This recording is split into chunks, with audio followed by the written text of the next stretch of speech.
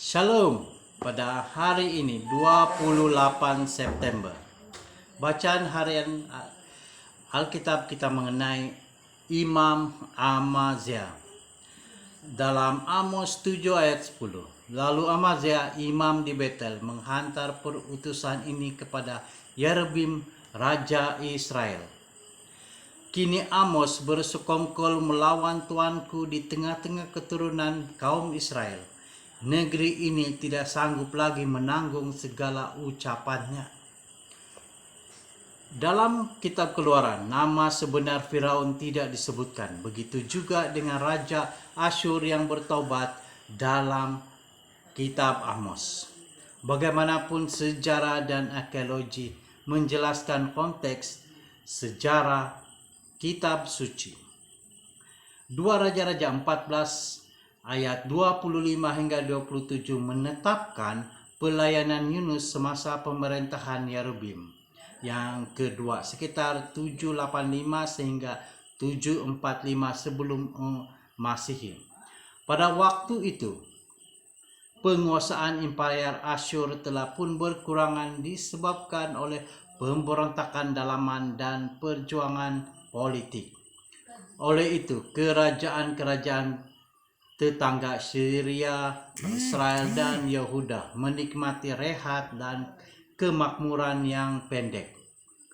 Di antara raja-raja Asyur pada zaman itu, Adad Nirari yang ketiga digambarkan sebagai raja yang berbeza. Dia adalah anak kepada Syamamuramat ya, ibu Babel yang legenda, yang dianggap sebagai sumber cerita Yunani mengenai Semiramis.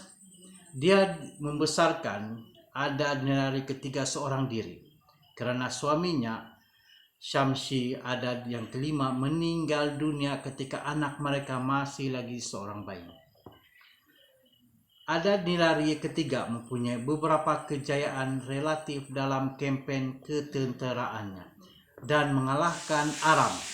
Beberapa orang juga mencadangkan bahwa dia adalah penyelamat Israel yang disebutkan dalam 2 Raja-Raja pasal 13 ayat 5. Karena dia membenarkan Israel pulih pada zaman Yehoas dan Yerebim kedua.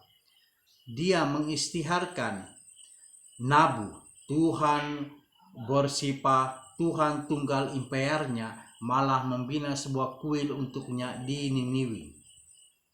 Tetapi kemudian dia memulakan revolusi agama monoteistik di Niniwi. Bertepatan dengan hari-hari ketika Yunus melawat Niniwi dan mengutuknya, karena kemungkaran mereka sudah nyata kepada Tuhan. Tidak ada sebutan tentang Yunus dalam rekod Asyur, tetapi kesan mesejnya terpantul dalam monastir Adad Nirari yang ketiga. Kepercayaan kita kepada kitab suci tidak bergantung pada bukti luaran, tetapi apabila Anda membaca Alkitab berkaitan dengan sejarah, Anda akan terkejut mengetahui hubungan rapat mereka. Kitab suci adalah buku yang boleh dipercayai karena ia menunjukkan pekerjaan Tuhan dalam sejarah manusia. Amin. Tuhan Yesus memberkati.